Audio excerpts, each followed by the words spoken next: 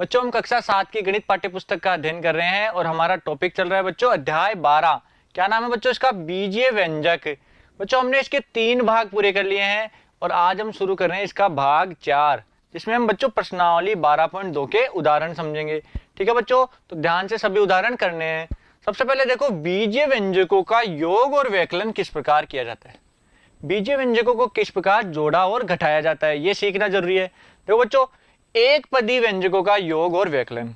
एक पदी व्यंजकों को किस प्रकार जोड़ा और घटाते हैं। जैसे 3x और 4x को जोड़ना है, 3x में 4x को क्या करना है? जोड़ना है।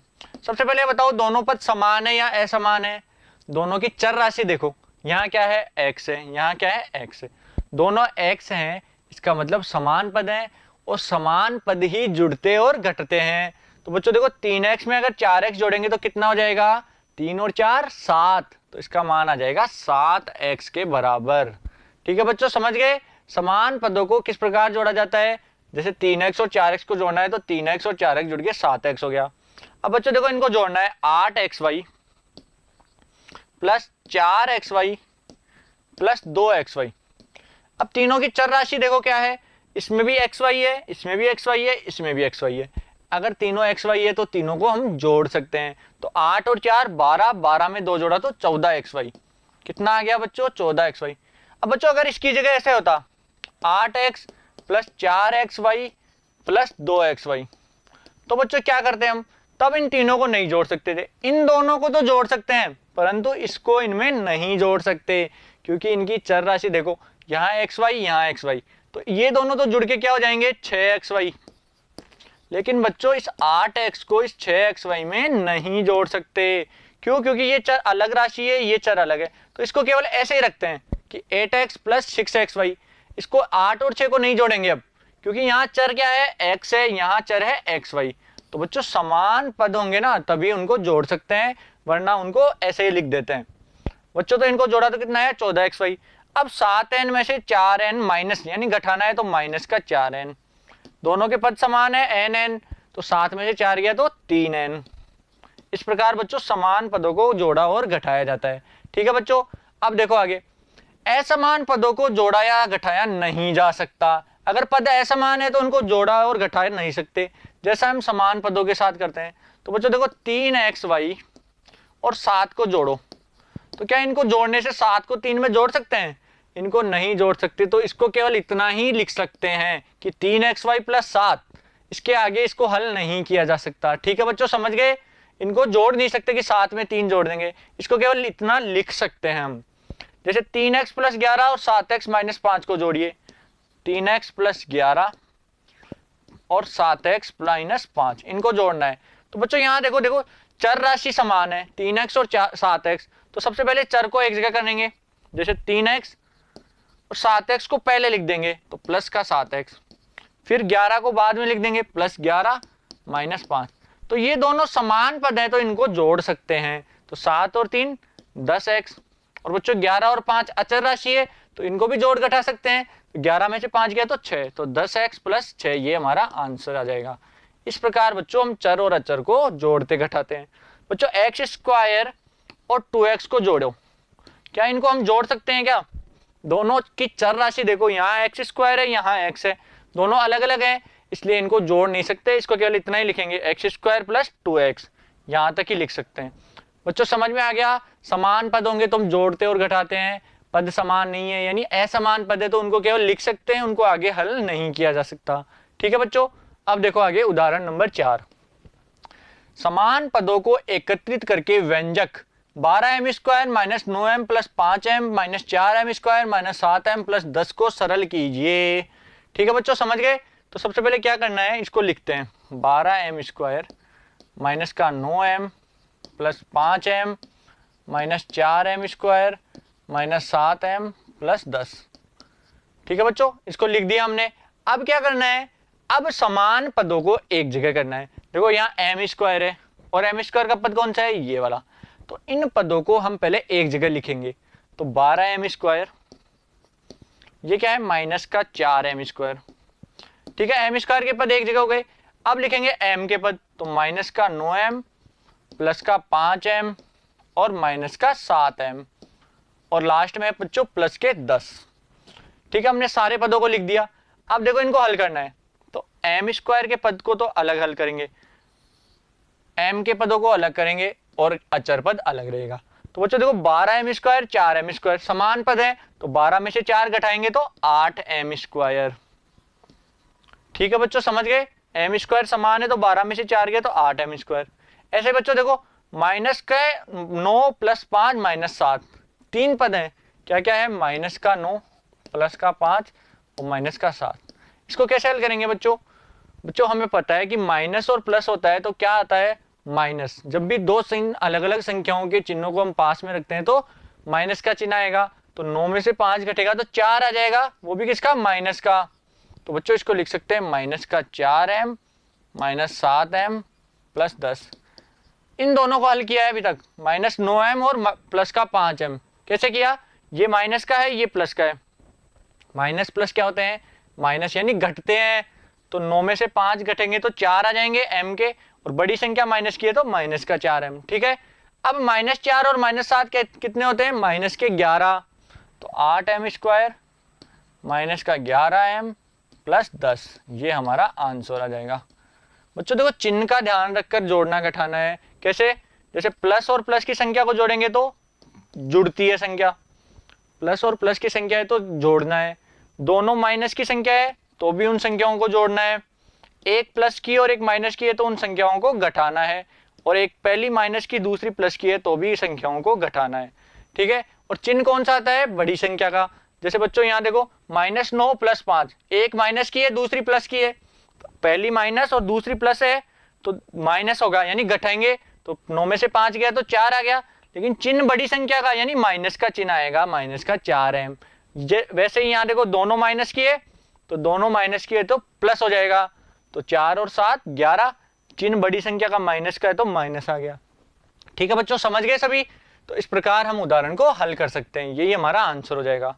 अब देखो अगला उदाहरण, उदाहरण 5 क्या है कि 30ab plus 12b plus 14a में से 24ab 10b और 18a को घटाइए। तो सबसे पहले देखो 30ab plus 12b plus 14a, ये एक संख्या हो गई, इसमें से घटाना है किस संख्या को, 24ab माइनस का 10b माइनस का 18a। ठीक है बच्चों, इस प्रकार इनको घटाना है। तो जब ब्रैकेट लग रहा है तो बाहर माइनस है, ब्रैकेट ओपन करेंगे तो बाहर माइनस की संख्या तीनों से गुणा हो जाएगी। ठीक है बच्चों, तो क्या आ जाएगा देखो 30ab plus 12b plus 14a। अब माइनस ब्रैकेट हटाएंगे तो माइनस की संख्या प्लस के 24ab से गुणा होगी तो क्या हो जाएगा, माइनस का 24ab।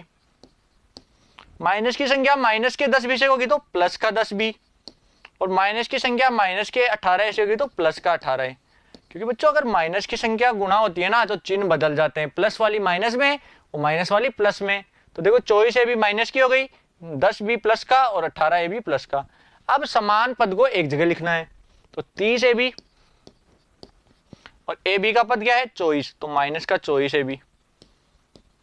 फिर बच्चों 12b और b का पद है 10b, 14a प्लस 18a।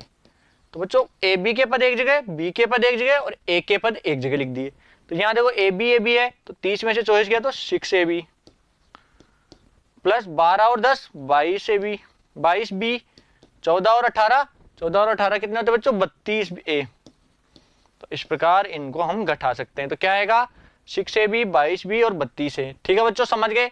इसका एक तरीका और है घटाने का, जब से हम संख्याओं को लिखते हैं ना, जैसे 5 में से 4 घटाते हैं तो ऊपर नीचे लिखकर ऐसे हल करते हैं, ऐसे बच्चों इसको भी हल किया जा सकता है। जैसे 30ab plus 12b plus 14a, इसमें से क्या घटाना है बच्चों, इसमें से घटाना है 24ab माइनस का 10b माइनस का 18a। बच्चों अगर घटाना है तो घटाते हैं तो इनके चिन्ह चेंज हो जाते हैं, जो नीचे वाली संख्या है उसका चिन्ह चेंज हो जाता है। जैसे ये प्लस का है तो ये माइनस का हो जाएगा, ये माइनस है तो ये प्लस, और ये माइनस है तो ये भी प्लस का हो जाएगा। ठीक है बच्चों, ध्यान रखना ऊपर नीचे लिखते हैं ना तो नीचे वाली संख्या का सभी के चिन्ह चेंज करने हैं। ये प्लस की थी इसको माइनस कर दिया, ये माइनस को प्लस, माइनस को प्लस। अब देखो 14 और 18, 18 प्लस का है, ध्यान रखना 18 किसका है, प्लस का है। तो 14 और 18 कितने हो गए 32 है, प्लस के, यहाँ देखो 12 प्लस 10 कितने हो गए, प्लस के 22b, और 30 और माइनस 24, अब माइनस हो गया है 24 के, तो 30 में से 24 घटाएंगे तो 6ab। तो बच्चों वही आ गया जो हमने यहाँ सोल्व किया ना, वही यहाँ आंसर आ गया। इस प्रकार भी हम क्वेश्चन को हल कर सकते हैं। ठीक है बच्चों, समझ गए, उदाहरण 5 समझ में आ गया। अब देखो आगे उदाहरण number 6, 2y² plus 3yz minus y² minus jy minus z² yz plus 2z² के योग में से 3y² माइनस z² और minus y² plus yz plus z² के योग को घटाइए। बच्चों पहले तो देखो इसको और इसको, इन तीनों को जोड़ना है, फिर इस संख्या और इस संख्या को जोड़ना है, तो ऊपर की जोड़ में से नीचे के जोड़ को घटाना है, तब हमारे आंसर आ जाएगा। तो देखो सबसे पहले इसको जोड़ते हैं, ऊपर नीचे लिख के जोड़ दूं मैं अब की बार। देखो हम दूसरा तरीका जो सीखा ऊपर नीचे लिखने का, उससे करेंगे। तो देखो 2y² प्लस का 3yz, एक संख्या ये आ गई। अब माइनस का y², तो माइनस y²। अब ध्यान रखना बच्चों, समान पदों को ऊपर नीचे लिखना है, माइनस y², yz की जगह माइनस का yz और z² की जगह माइनस का z²। तीसरा पद क्या है, yz, तो yz के नीचे प्लस का है तो प्लस yz और प्लस का 2z²। अब बच्चों इनको जोड़ना है तो चिन्ह चेंज करने की जरूरत नहीं है। ठीक है बच्चों, जोड़ने में चिन्ह चेंज नहीं होते, घटाने में होते हैं। तो क्या आ जाएगा, देखो प्लस का 2z² और माइनस का z², तो दो में से एक प्लस की एक माइनस की है तो घटाना है, दो में से एक गया तो प्लस का z² बच गया। ठीक है बच्चों, यहां तक समझ गए। आगे देखो yz, प्लस का कितना है 3yz और प्लस का yz, तो कितने हो गए प्लस के 4yz हो गए प्लस के, 4 में से एक कम हो गया है तो 3yz। अब बच्चों 2y² में से y² गया तो प्लस का एक y²। तो बच्चों इन तीनों को जोड़ने पर हमारे आ गया y² plus 3yz plus z², ये हमारा एक नंबर आ गया। अब दूसरे पर इनको जोड़ना है, 3y² माइनस z² और माइनस का y² प्लस का yz। अब yz नहीं है तो z² पहले लिख दो और yz बाद में लिख दो, क्योंकि बच्चों z² के नीचे z² आना चाहिए ना, तो इस z² को हमने पहले लिख लिया और yz को बाद में लिख लिया। अब इनको जोड़ो तो क्या आएगा, देखो प्लस का yz, z² प्लस का है, ये माइनस का है तो ये 0 हो जाएगा यहाँ, और 3y² में से y² गया तो 2y²। ठीक है बच्चों, यहां तक समझ में आ गया सभी के।